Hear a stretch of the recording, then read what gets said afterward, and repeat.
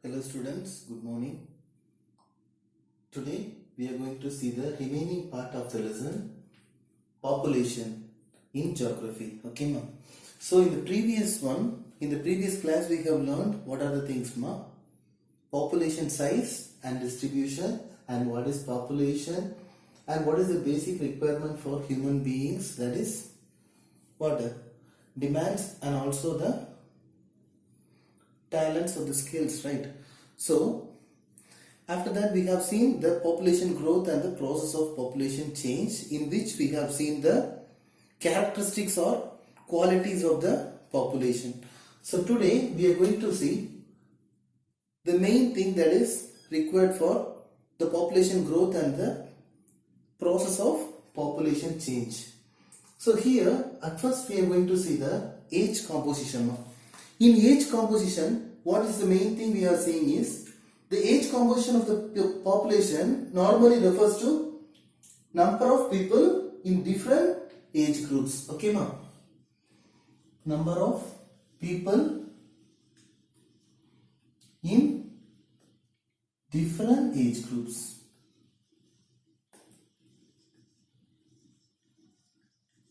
That's what we can divide the different age group of people into three. That is, the first thing is children who are below 15 years of age, and the next one is working class people, that is from the age of 15 to 59 years, and the final thing is the aged people, that is above 59 years. Okay ma? So here at first this children ma, these children normally in the population circle, it is considered that these children are the people who are economically economically unproductive, right ma? Economically unproductive. Unproductive means what ma? Unproductive means you children nowadays what you are doing, you are learning, right? You are undergoing education and you are not working and you are not earning anything, or you are not earning money, or you are not doing any job, and you are not being productive. That is the main reason economically you are said to be economically unproductive. And during this time you are undergoing education, and what are the things needed for you ma? This time you needed to be provided with food, clothing, education, and medical care by your parents, right? So that is the reason these children are said to be economically unproductive, and they are completely dependent upon their parents and the society. Okay, and next one is working class. Working class comes under 15 to 59 years of age, and these people are economically productive and also biologically productive and biologically reproductive. What is meant by biologically reproductive ma? Because during this time only you will be completing your education, and you will be moving to some other jobs, and after going to job you will be getting married and you will be giving birth to your babies, right? So that is the meaning for mainly biologically reproductive. Okay ma? So this time is the very important time, and this is the time you will be commonly called as working population. Okay ma? Not only working class, but you will be commonly considered as working population, and you will be developing yourself, your family, and also your society. Okay, and the final thing is age. Age means after 59 years you may be trying to work voluntarily, but the employment facility is not available through recruitment, because after 59 years no one will be ready to employ you in their company or something else, because you will be very tired easily, you will be getting tired, and you can't work in a very active way. So that is the reason this time most of the people were commonly said to be called as what? Even you may be productive, because maybe if you are working in government sector, you can be getting a settlement amount or a pension amount or whatever it is, but even then employment for you is not available. Okay.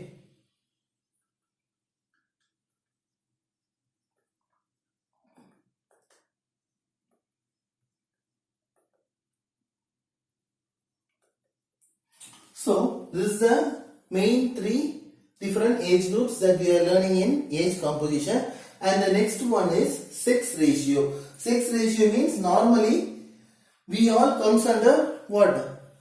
Either male or female or transgender, right? So commonly this sex ratio is mentioned. How you know? The number of females per 100 males. Okay, ma? Number of females per 100 males. 100 or 1000 males. Okay, and this sex ratio is mainly an important social indicator, right? And this indicator is to what? To measure the extent of equality. It is mainly a social indicator to measure the equality between male and female.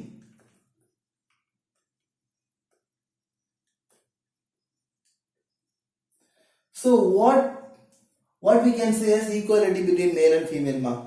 For example, in a city, if there are 100 male people are there, and means then how many of the female people are there? That's what is calculated through this sex ratio. Okay. And the next one is the literary rates. Literary rate means it normally according to the census, census of 2011,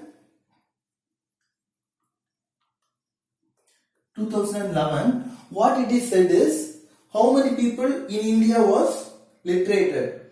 That is, normally it is calculated from the age of 7 years and above. 7 years and above only the literacy rate will be calculated, and according to that, in India, what it is said is normally if a person, if he can read and write any language, is said to be called as the literacy, and some education what he is having. And as a literate in India, the literacy rate was 73%. Okay, ma'am. By 2011, in the census, 73% of the people were educated, were considered as literate.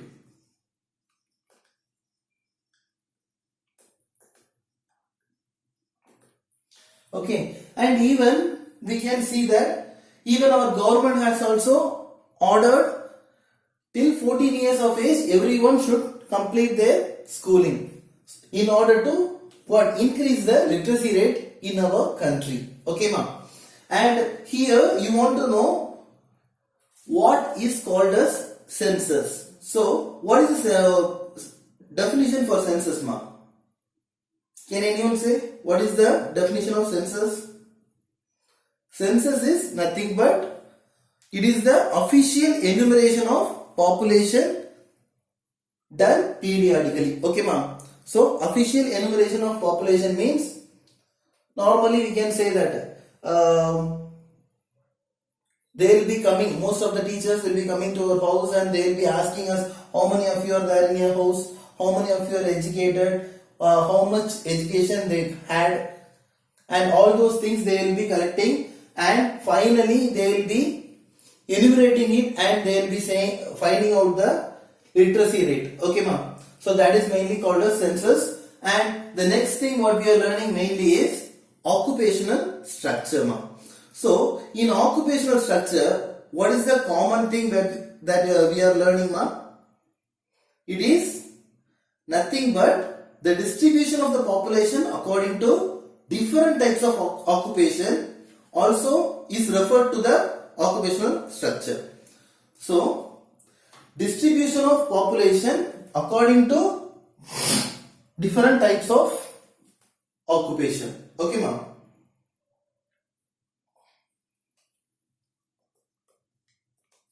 So, what is meant by distribution of population towards different types of occupation, ma'am? Different distribution of population.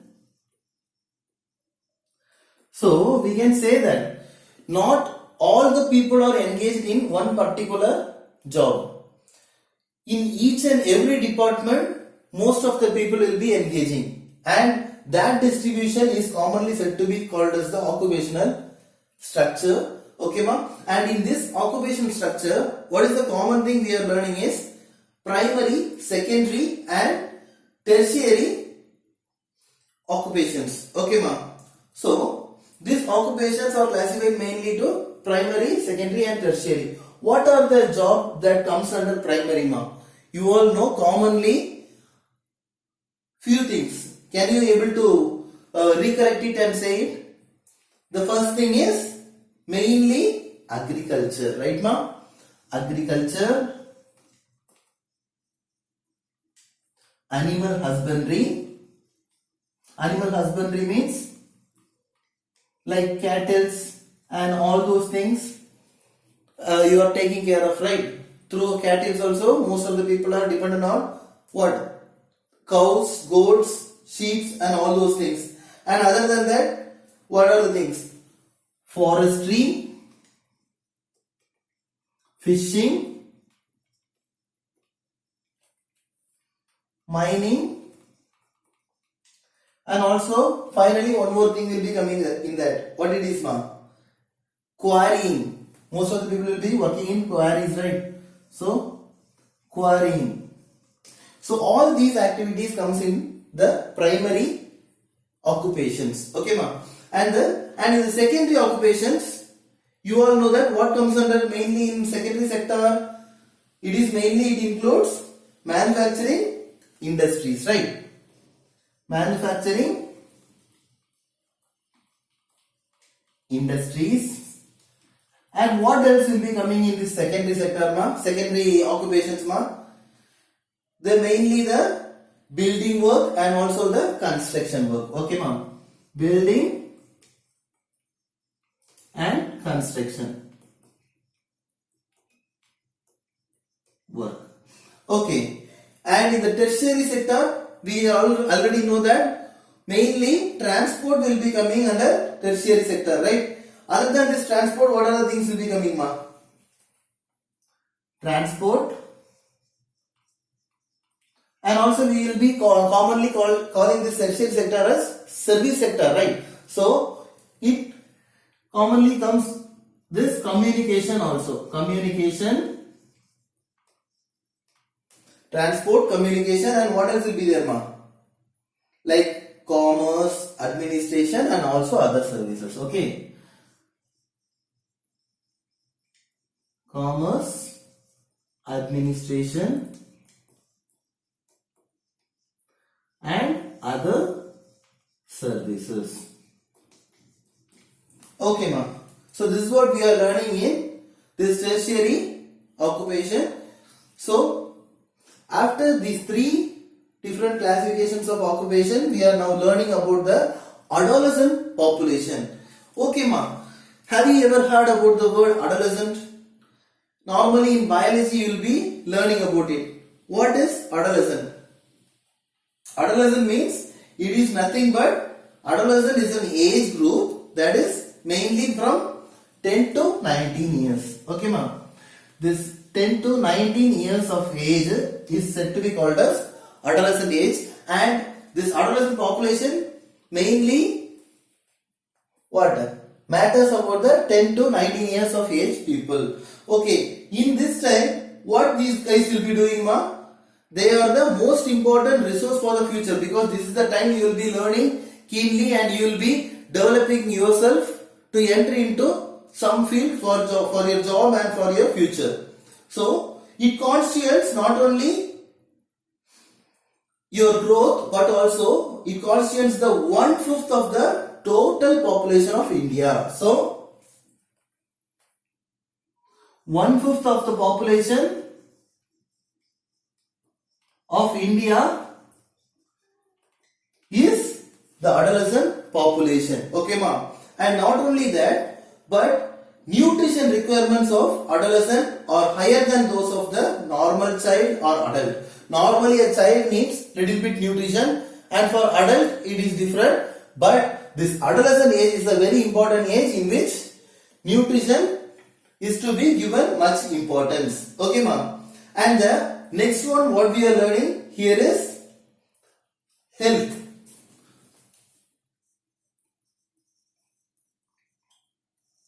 Right, health. So everyone, the health is a very essential thing for every person, right?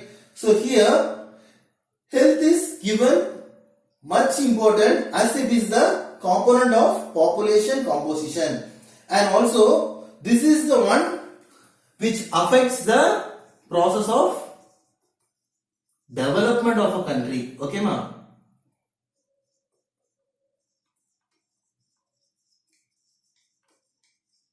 Development of a country. So, if everyone is healthy in a country, there won't be any problem. There will be automatically continuous growth in the country. And also, here, what are the things you have to keep in your mind is, two different things is very essential for keeping up the health. And even our government has also taken many measures to keep up the health of the people.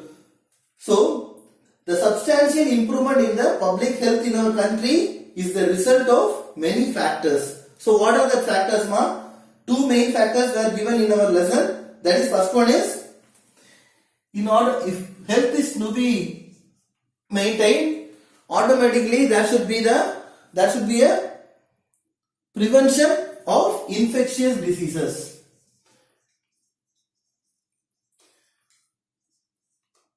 Infectious diseases. So, if we are having prevention over the infectious diseases, means automatically we will be feeling healthy. And one more thing is application of modern practices in diagnosis and treatment of ailments. So, today our medical department have been much improved by diagnosing. For example, if you are not feeling well, means you should know for what reason you got this disease and what type of disease it is and how it was caused and what is the remedy to be done for that, right? So that is the main thing. So diagnosis and treatment for ailments.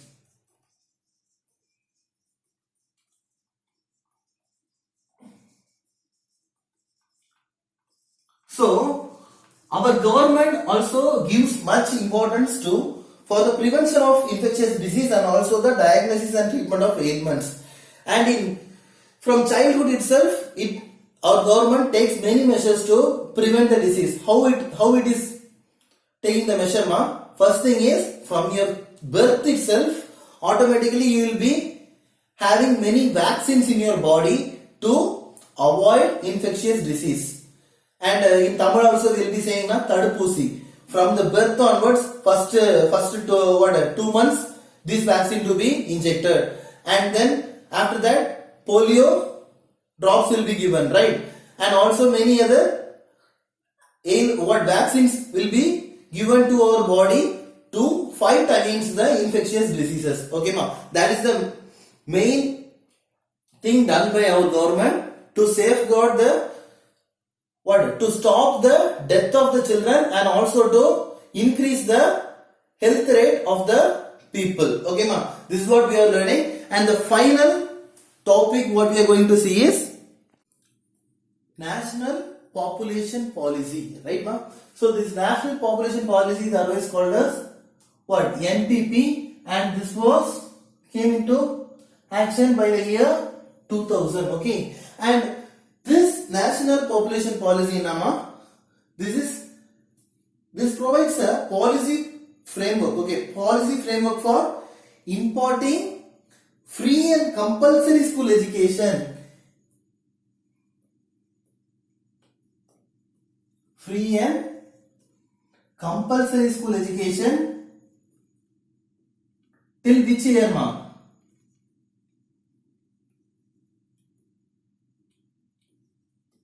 Till 10th standard nowadays we are saying. So what will be the age of a person when he is studying 10th standard, ma? It is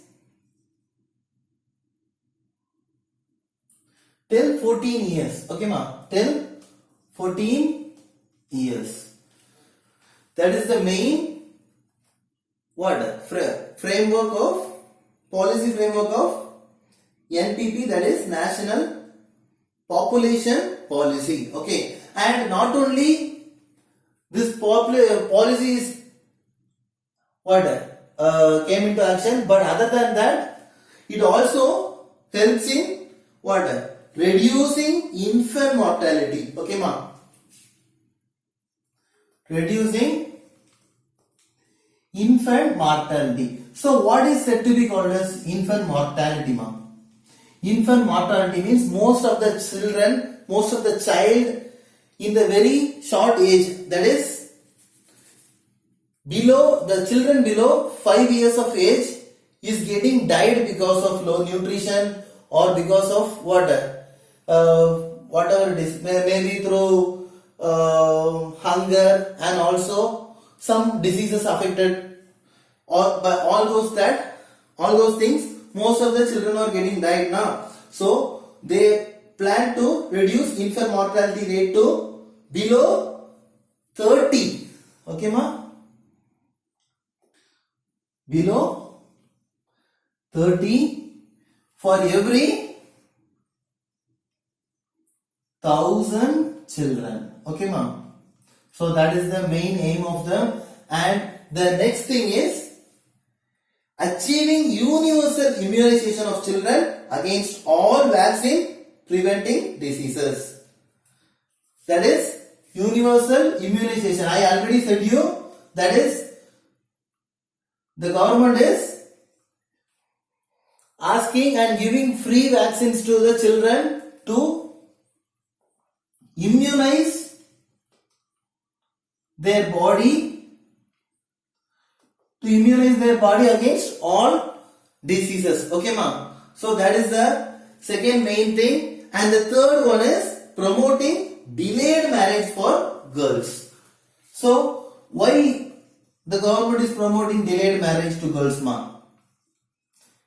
Most of the girl children, you all might guess about it and you all might know about it. What is the reason? Because nowadays not only boys but also girls are getting educated and they are also having dreams, aims and everything, and if they are learning means automatically they will be getting knowledgeable, and also they also can go to job and they also can achieve a lot in their life. So in the olden days child marriage was there, and why now it is promoted? They are promoting the delayed marriage means for the enrichment and empowerment of women. Okay, ma'am?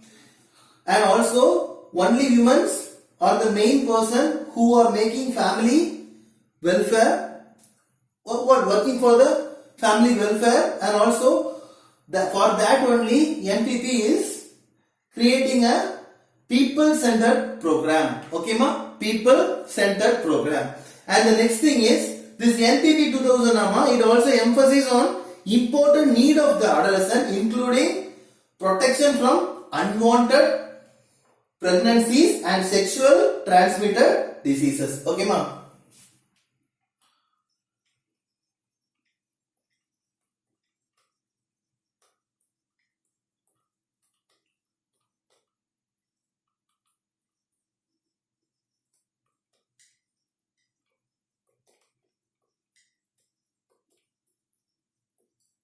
Okay, ma'am. This unwanted pregnancies and sexual transmitted diseases means nowadays we all getting educated and we know each and everything, right? Each and everything, what is right and what is wrong. And also in the olden days, the people were not knowledgeable and they were not educated, so that they were getting married in the early age, and because of that, for example, if a girl by 13 years of age or by 14 years of age, she will be getting married and she will be conceiving and she will be giving birth to babies.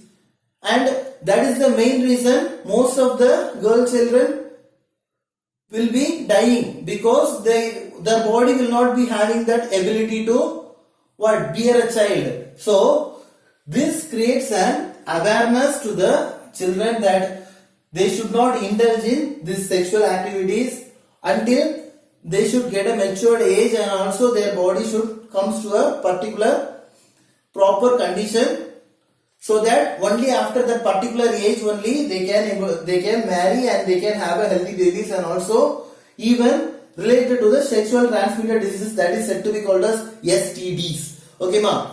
So even you all might know about some of the sexual transmitted diseases, that is mainly AIDS, acquired immunodeficiency syndrome, and also main other things that is transmitted from one person to the other person when they are having this sexual contact and all. So this NPP is also providing awareness for this, for people to know about the unwanted pregnancies and sexual transmitted diseases. Okay ma.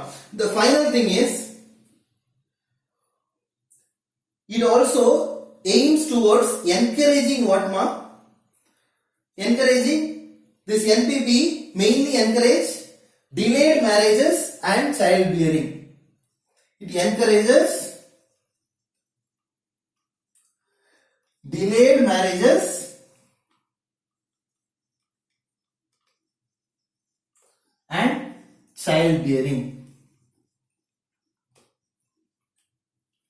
And one more and some few things it is encouraging, that is mainly most of the people, that is mainly especially adolescent people. So education to adolescent regarding this early marriages and the problems of early marriages, and also the risks of unprotected sex. Okay ma'am.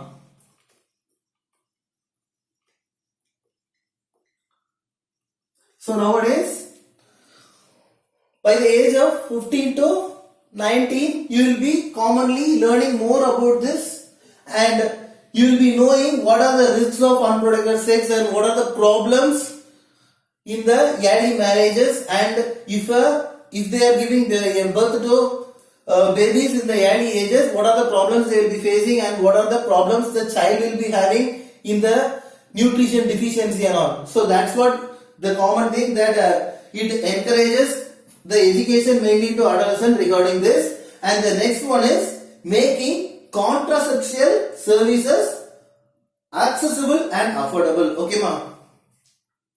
That is, contraceptive services means what ma'am?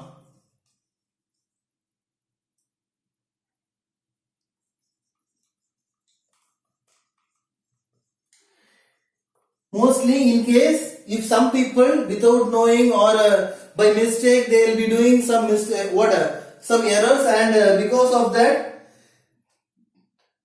they need to spend much money on that to get recovered from that in their body problems or whatever it is. For that, government is giving accessible and affordable services. Okay ma'am.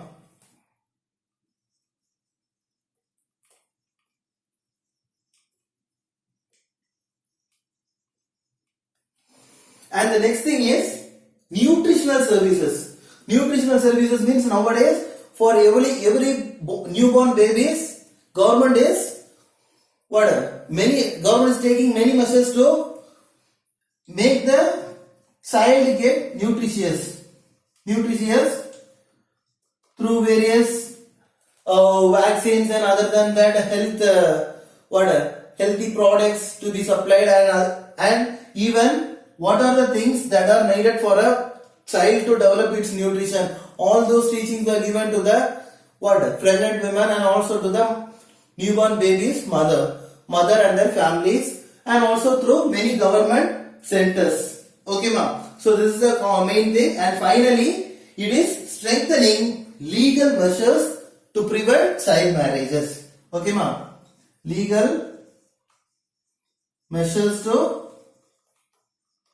prevent child marriages.